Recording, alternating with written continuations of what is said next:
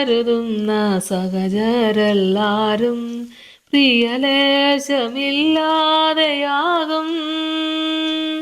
പ്രിയനെ നിൻ സ്നേഹം കുറയാതെ എന്നിൽ നിയതം തുടരുന്നു മണ്ണിൽ. കർത്താവിൽ എനിക്ക് ഏറ്റവും പ്രിയപ്പെട്ടവരെ, 60 സങ്കീർത്തനം അതിൻ്റെ 6 മുതലുള്ള വചനഭാഗങ്ങൾ നമുക്ക് വായിക്കാം. ദൈവം തൻ്റെ വിശുദ്ധിയിൽ അരുളി ചെയ്തുകൊണ്ട് ഞാൻ ആനന്ദിക്കും. ഞാൻ ശെഖേമിനെ വിഭാഗിച്ച് സുക്കോത്ത് താഴ്വരെ അളക്കും. ഗിലെയാദ് എനിക്കുള്ളത്, മനശ്ശെയും എനിക്കുള്ളത്. എഫ്രയീം എൻ്റെ തലക്കോരിയും യെഹൂദ എൻ്റെ ചെങ്കോലുമാകുന്നു. മോവാബ് എനിക്ക് കഴുകുവാനുള്ള ഒട്ടക, ഏദോമിന്മേൽ ഞാൻ എൻ്റെ ചെരുപ്പറിയും. ഫെലിസ്ത്യ ദേശമേ, നീ എൻ്റെ നിമിത്തം ജയഘോഷം കൊള്ളുക. ഉറപ്പുള്ള നഗരത്തിലേക്ക് എന്നെ ആര് കൊണ്ടുപോകും? ഏദോമിലേക്ക് എന്നെ ആര് വഴി നടത്തും? ദൈവമേ, നീ ഞങ്ങളെ തള്ളിക്കളഞ്ഞില്ലയോ?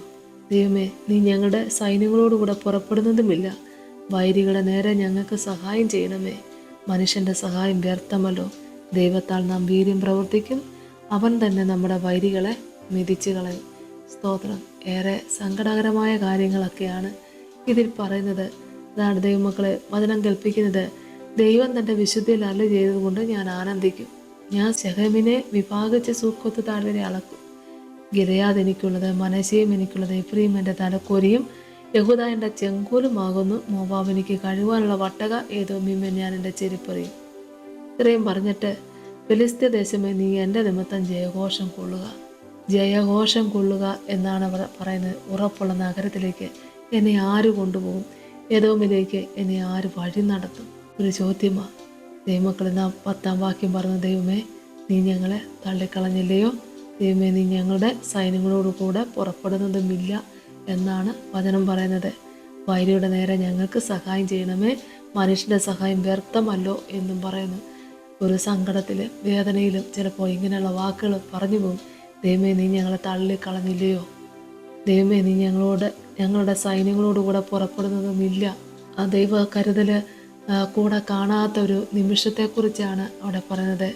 എന്നാൽ 12-ാം വാക്യം പറഞ്ഞു, ദൈവത്താൽ നാം വീര്യം പ്രവർത്തിക്കും. അവൻ തന്നെ നമ്മുടെ വൈരികളെ മെതിച്ചു കളയും.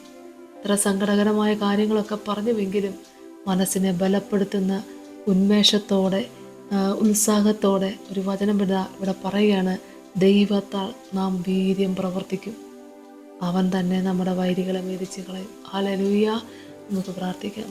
സ്തോത്രം. കർത്താവേ, കരുണാസമ്പന്നന്റെ സ്വർഗീയ നല്ല ദൈവമേ, ശത്രുക്കൾ നിമിത്തമുള്ള പോരാട്ടത്തിൽ തളർന്നു നിൽക്കുന്ന മക്കളെയൊക്കെ ഓർത്ത് പ്രാർത്ഥിക്കുന്ന കർത്താവേ, എതിർക്കാൻ പറ്റാതെ, കർത്താവേ, പ്രതികരിക്കാൻ പറ്റാതെ, മാനസികമായ ഭാരങ്ങളും പ്രയാസങ്ങളും ഏറെ അനുഭവിച്ചുകൊണ്ട് തളർന്നിരിക്കുന്ന മനസ്സോടുകൂടി ഈ ശുശ്രൂഷയിൽ പങ്കുചേർന്ന മക്കൾക്ക് വേണ്ടി പ്രാർത്ഥിക്കുന്നപ്പാ. എൻ്റെ കർത്താവേ, ദൈവം തള്ളിക്കളഞ്ഞോ എന്നൊരു തോന്നൽ ഹൃദയത്തിൽ വന്നു ഭവിച്ചിട്ടുണ്ടെങ്കിൽ അതിനെല്ലാം ദൈവത്തോട് ഏറ്റുപറഞ്ഞ് പ്രാർത്ഥിക്കാൻ ദൈവം കർത്താവെ നിർമ്മലമായ മനസ്സ് കൊടുത്ത് അനുഗ്രഹിക്കണേ. ഏത് മഹാകഷ്ടതയുടെ നടുവിലും എൻ്റെ കർത്താവ് മാറാത്തവൻ എൻ്റെ കൂടെയുണ്ടെന്ന് വിശ്വസിക്കുന്ന എല്ലാ മക്കളെയും കർത്താവെ അവിടുന്ന് അനുഗ്രഹിക്കണമേ. ദൈവത്താൽ നാം വീര്യം പ്രവർത്തിക്കും. അതേ കർത്താവെ, വിശ്വാസത്തോടെ ആത്മബലത്തിൽ നിൻ്റെ മക്കൾ കർത്താവെ ഈ വചനം ഹൃദയത്തിൽ ഏറ്റെടുക്കുമ്പോൾ ആമേൻ, കേട്ട വചനം മക്കളുടെ കാലിന് ദൈവവും പാതയ്ക്ക് പ്രകാശവുമാക്കി തീർക്കണേ. കേട്ട വചനം ജീവിക്കുന്ന വചനമല്ലപ്പാ, ഇത് ജീവിപ്പിക്കുന്ന വചനമാണല്ലോ കർത്താവെ. ഈ വചനം കേട്ട് ആശ്വസിക്കുവാനും കർത്താവെ, ഈ വചനത്തിലൂടെ നിൻ്റെ മക്കളെ ബലപ്പെടുവാനും കർത്താവ് സഹായിക്കണമേ. പിതാവിൻ്റെ പുത്രൻ്റെ പരിശുദ്ധാത്മാവിൻ്റെ നാമത്തെ അപേക്ഷിക്കുന്നപ്പാ, കൃപയോടെ കേൾക്കുമാറാണമേ. ആമേൻ. യേശുവേ സ്തോത്രം.